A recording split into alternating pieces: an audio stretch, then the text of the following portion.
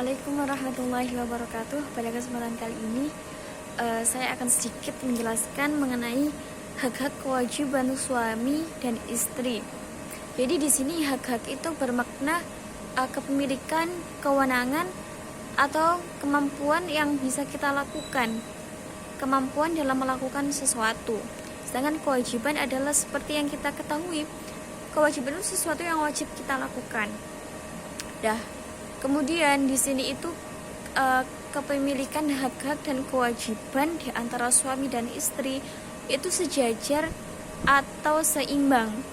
Jadi seimbang dengan apa yang dibebankan kepada keduanya. Si istri memiliki hak dan kewajiban, si suaminya juga memiliki hak dan kewajiban yang sama. Misal seorang suami laki-laki itu memiliki kewajiban kepada istrinya, hak-hak dan kewajiban kepada istrinya, misalkan memberi nafkah. Nah, nafkah di sini itu bisa berupa materi dan juga non materi, bisa zahir dan juga bisa batin.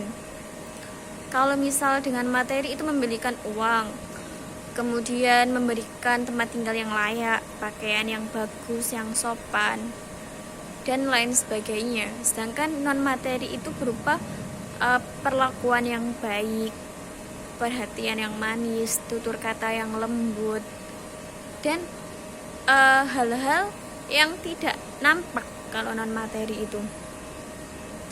Seperti dalam Quran surah At-Tolak ayat 7, di sini memberikan harta itu, memberikan nafkah itu tidak dipatok dengan nominal yang seberapa kecil atau seberapa besar, melainkan sesuai dengan kemampuan si suami.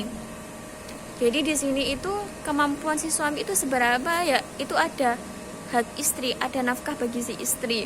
Kemudian catatan penting dari surah At-Tolak ini itu, bagi si perempuan itu jangan banyak menuntut mengenai hak-haknya. Jadi sewajarnya saja, seperlunya saja, sebutuhnya saja. Jangan berlebihan, misalnya tidak penting dimasukkan anggaran misalnya.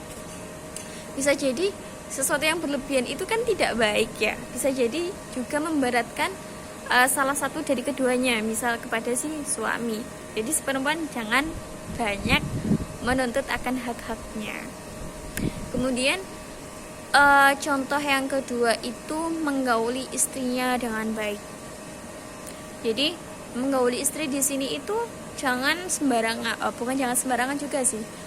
Waktunya diatur, seperti dalam Quran surah Al-Baqarah ayat 223 sampai Al-Baqarah 222. Istri itu ibarat sebagai ladang. Kemudian harus kita bisa mengatur waktu yang tepat, waktu yang cocok. Kemudian apabila si perempuan ini mengalami uzur atau haid, maka jangan melakukan hal-hal yang tidak dianjurkan. Misalnya segala sesuatu yang termuat dalam surah Al-Baqarah ini, segala sesuatu itu boleh kalian lakukan di antara suami dan istri, kecuali satu hal, yaitu bersetubuh ketika si perempuan ini uzur atau haid. Soalnya dalam kesehatan juga hal ini apabila ketika tetap dilakukan, maka akan menimbulkan penyakit yang namanya kista atau hal lain yang menyebabkan intinya yang menyebabkan penyakit apabila hal ini itu dilakukan. Ini sudah terbukti dan sudah dilakukan penelitian. Jadi wajib bagi si suami itu mengerti apa saja hal-hal yang dilarang atau hal-hal yang diperbolehkan. Soalnya ayat ini turun itu juga berkenaan dengan si laki-laki itu enggan menggauli istrinya ketika si perempuan ini itu haid, tidak mau makan bareng. Kemudian si istri ini harus tidur di luar, tidak boleh masuk rumah ketika si perempuan ini uzur. Jadi Islam itu mengatur bagaimana menghormati, memuliakan perempuan. Kemudian contoh yang ketiga itu berbuat yang baik, berlaku yang baik kepada istrinya. Jadi dilarang atau tidak halal melakukan perempuan-perempuan kalian itu sebagai benda atau sebagai harta warisan yang bisa diperjualbelikan mungkin, atau yang bisa dipindahkan dengan seenaknya. Soalnya di sini itu kadang seorang laki-laki itu mengambilnya ketika ada keinginan saja, ada kebutuhan, dan melepaskan atau ya sudah melepaskan tidak butuh itu dibuang dengan seenaknya. Jadi Islam itu emang agama yang baik, agama yang mengatur semuanya dengan baik, dan yang pasti menghormati wanita, menghormati perempuan. Jadi di sini itu apabila si suami menemukan cacat kepada istrinya atau menemukan hal-hal yang tidak disukainya, hendaklah si laki-laki ini menahan dirinya dengan bersabar.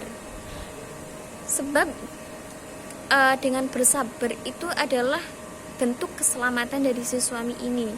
Jangan sampai ada penyesalan di akhirnya.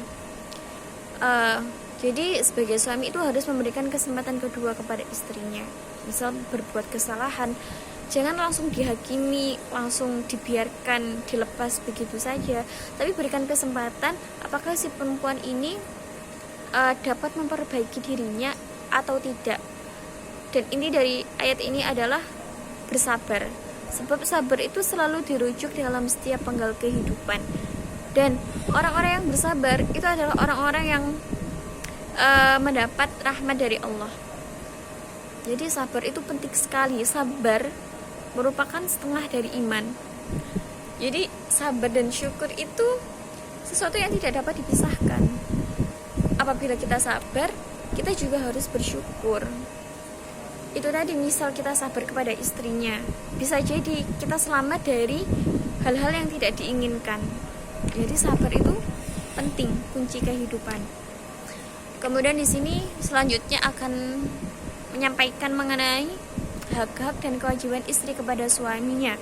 Yang pertama mengenai taat kepada suaminya, seperti dalam Quran surah An-Nisa ayat 34. Inti dari ayat ini itu bahwa si perempuan wajib taat kepada suaminya, entah dalam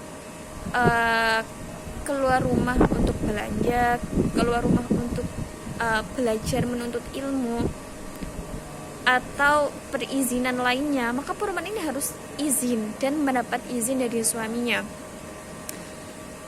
Apabila perempuan sudah menikah, itu ketaatan itu bukan kepada orang tuanya, tapi sudah pindah kepada si laki-laki suaminya ini. Jadi kita harus taat, kita harus mengikuti apa yang diizinkan atau yang tidak diizinkan oleh suami. Poin penting di sini adalah jangan boleh taat dalam hal apapun yang diperintahkan oleh suami, kecuali hal-hal yang menyebabkan kemaksiatan atau hal-hal yang tidak disyariatkan oleh agama Islam. Kemudian yang kedua, hak kewajiban dari yang kedua ini adalah menjaga kehormatan suami dan menjaga harta suaminya. Jadi contohnya di sini tidak menyebarkan aib suaminya, kemudian menjaga menjaga harta suaminya, misal menjaga harta suaminya ketika suaminya bekerja, menjaga anak-anaknya, merawat anak-anaknya, menjaga rumahnya, harta benda dan lain sebagainya. Bisa juga dengan mengatur keuangan rumah tangga yang ada. Kemudian melayani suaminya. Ini merupakan hak dan kewajiban bersama di antara suami dan istri. Dalil Al-Qur'annya sama dengan kewajiban suami kepada istrinya. Jadi di sini itu istri itu kan sebagai ladang, sebagai bibit. Jadi apabila kita mau hasil yang baik, maka kita harus pandai-pandai mengatur waktunya, musimnya, dan lain sebagainya. Inti dari mengenai hak-hak dan kewajiban suami istri itu harus saling menghormati, kemudian saling menolong, saling membantu, dan lain sebagainya. Namun tidak kalah penting, hak dan kewajiban suami dan istri ini sebab adanya tali ikatan pernikahan. Apabila belum menikah, belum ada ikatan, maka hak-hak dan kewajiban ini tidak berlaku dan belum berlaku. Intinya dari saya seperti itu. Kemudian close statement dari saya bahwa sabar dan syukur itu selalu dirujuk dalam setiap penggal kehidupan. Siapa yang mampu bersabar dan mampu bersyukur, maka akan mendapatkan kenikmatan hidup dari Allah Subhanahu wa taala. Sekian yang dapat saya sampaikan, kurang lebihnya mohon maaf. Assalamualaikum warahmatullahi wabarakatuh.